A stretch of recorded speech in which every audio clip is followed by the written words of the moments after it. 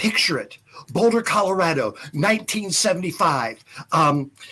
People were wearing mood rings and playing with a Rubik's Cube, and they had pet rocks and were wearing leisure suits. The song of the year was Love Will Keep Us Together from Captain and Tennille. Movies that were out were One Flew Over the Cuckoo's Nest and Jaws. Gerald Ford was president, and Saturday Night Live, The Jeffersons, Starsky and Hutch, and Phyllis were top TV shows. That was 1975. Someone else who was active in 1975 was our next guest, Clela Rorex. Clela, come on in. Hi there, Clela. Hi, Amber. Hi there. So, all right, 1975. What were you doing in 1975? I think I wore a mood ring for one thing. In 1975, I was sworn in early in January as the Boulder County Clerk and Recorder. I ran in 1974, and honestly, I credit Nixon with my election and all the other Democrats in Boulder County at that time, because we had a sweep finally, and Democrats still hold the courthouse. Okay, so what had you been doing? Is that you? Yeah, believe it or not. Oh my goodness, that's adorable. So what were you doing before you became clerk recorder? Well, I was a secretary / administrative assistant up at the University of Colorado. And I was in the process. I had just gotten divorced, single parent. And I was a feminist of the second wave feminist group. And so consciousness raising groups were a huge inspiration for me to give me courage and to make change in my own personal life. And so you decided to run for public office. The reason I did was because I went to a meeting where the Democratic Party was talking about who would replace the current clerk who'd been there 30 years and retiring. And they said that it had to be a male candidate. And I was so pissed off about it. I went back to my consciousness raising group, and they said, well, if you feel that way about it, why don't you run? And since my father had served in Routt County over by Steamboat, Colorado for 30 years as a county clerk, I thought, well, by osmosis, I surely know some things, right? With that, I ran. All right. So I'm sorry, I was doing some math. Back in 1975, I was 19 years old. You couldn't have been much older than that. I was 31. Okay. Well, girl, you're looking good. All right. So you're clerk, and then something happened that put you on the map. What was that? Well, it didn't take long. Around the first part of March, these two guys came in together and asked for a marriage license. They were from Colorado Springs, which is still a very, very, very conservative town. Yes. They went to the clerk there to ask for a marriage license. And she said, well, we don't do that kind of thing here, but go to Boulder. Boulder already had a reputation. And so that's how I found them on my doorstep. And they had a specific reason for wanting to be married. They wanted to qualify for the Homestead Act and get some land. All right. So, I mean, that wasn't legal or practiced anywhere else, was it? Not to my knowledge. I didn't immediately say yes to them. In fact, I asked our district attorney to give me a legal opinion. And as it turns out, the Colorado marriage law at that time did not specify that marriage had to be specifically between a man and a woman. It just was mute on the subject. And so the district attorney said that it was up to me. He said, it's your decision. That was a heavy load. But I guess while I was waiting for his opinion, in retrospect, I think about that. And I think I always knew what decision I would make, that I would say yes. So by saying yes, You gave them the license. Did they have to do anything else to get officially married? Well, yes, they had to go get married by a minister. In those days, it was usually, somebody in the church that performed weddings. Uh-huh. Is that the couple that we just saw? Is that Yes. So what were the repercussions? All hell broke loose.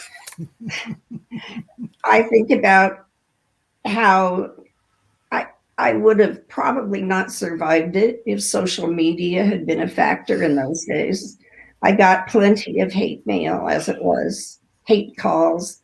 And in fact, an entire church in the community that I currently live in wrote letters to me, more than one church. And pastors preached against me, said I was creating a Sodom and Gomorrah in Boulder. Yeah, that was one of the biggest arguments, Sodom and Gomorrah. And so that was how the reaction was. And because it was so severe, I also became very much in disfavor with my own political party, the Democrats. They were furious that I did something like this. But even though they talked big about overturning those licenses or passing legislation that would overturn it, they were too cowardly, really, to stick their neck out and do it. They thought it would just go away, perhaps. But I continued to issue licenses, 6 altogether. And then the state attorney general issued an opinion that perhaps my licenses would be disingenuous to gay couples, making them think they had rights that they really didn't have. And so at that point, my district attorney suggested that I stop, and I did. So what happened to those 6 couples? Well, I have a friend that managed to track most of them down a few years ago. A number of them have passed away. One couple actually had a formal legal action taken to annul their marriage. And I didn't know that at the time, but the judge validated those licenses by the annulment. The 5th couple is the couple that I finally, years later, got to meet and befriend. And they befriended me, I should say. They were making a film and about their life, 12 years of their life together. They were together for more than 40 years. And they had been together for a number of years when they came to get a license. They saw me made fun of basically on the Johnny Carson show. And with that, they thought, this is all that's standing against us for Tony, who's Australian. The couple were Tony Sullivan and Richard Adams. Tony was Australian, and he was going to be deported. Oh. So they wanted the license to fight immigration. And they did a great service to the LGBT community because they took their case all the way up to circuit court in California.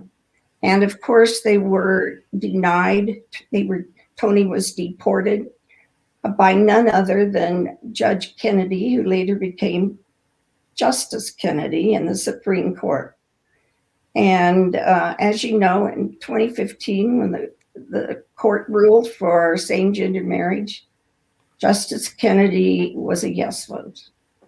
So perhaps he was thinking of Tony and Richard and the vote that we had taken so many years ago. So, Clela, you were honored, or your actions were honored a few years ago. Well, tell me about that. Well, let's see. Maybe you're thinking about our local Out Boulder group, who a few years ago, several years ago now, created an award to give each year to, it was called Allies in Action. And so every year they give this award to an ally who has just been there as an activist, or been there working behind the scenes to support the LGBTQ community. And maybe that's what you're talking about. Well, I heard a plaque was erected at your. Oh, that's what you're talking about. Oh, okay, that was more recent, really. Okay. Yes, the National Historic Society. There it is.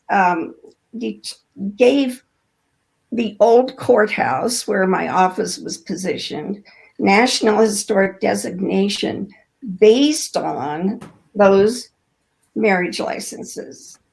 And in fact, the Colorado History Society is at this moment trying to upgrade that recognition to landmark status. So we will see.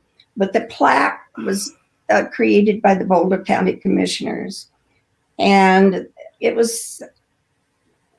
I was hesitant about this whole thing, but I was so glad that they went ahead and did it, because the plaque was it's very nice. And it's right on the outside at the front of the courthouse. And that night when they had a unveiling, and so many people showed up, and I just was so grateful and so moved that they showed up for this unveiling of that plaque. And I thought that the best thing that plaque really could do is, maybe when young people pass by it, they will see that Boulder County is there to think about them and to support them. And that's just one of the things that I hope for. I hope the message is.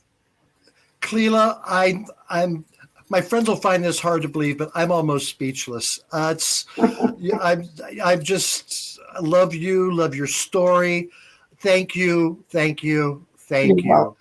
Clela, I forgot to ask you something. Someone told me a story about you and a horse. Let's hear that story. Well, after I'd issued a couple of licenses, this guy showed up at the courthouse, Roz Howard, and he had his horse Dolly with him. And I looked out my window, I could see this happening, and I thought, oh my God, the media was all over the place. He'd set this up. So he came in to get a license for him and Dolly, and he said, if a man can marry a man, a woman can marry a woman, why can't a tired old cowboy marry his favorite horse, Dolly? So I just went through the motions of beginning to write out the license for him, not having any idea what I would do. And finally, I came to the question on age, Dolly's age. She was only 8, I think he said. And I just put my pen down and said, well, I'm sorry, but she's not old enough to get married without. I didn't know I could love you more, Clela. I did. But, okay. Oh my goodness. Thank you. Very nice to talk to you. Thank you. Oh my goodness. Wow. Chills, almost tears, just what it took back in 1975 to do that. Clela, thank you.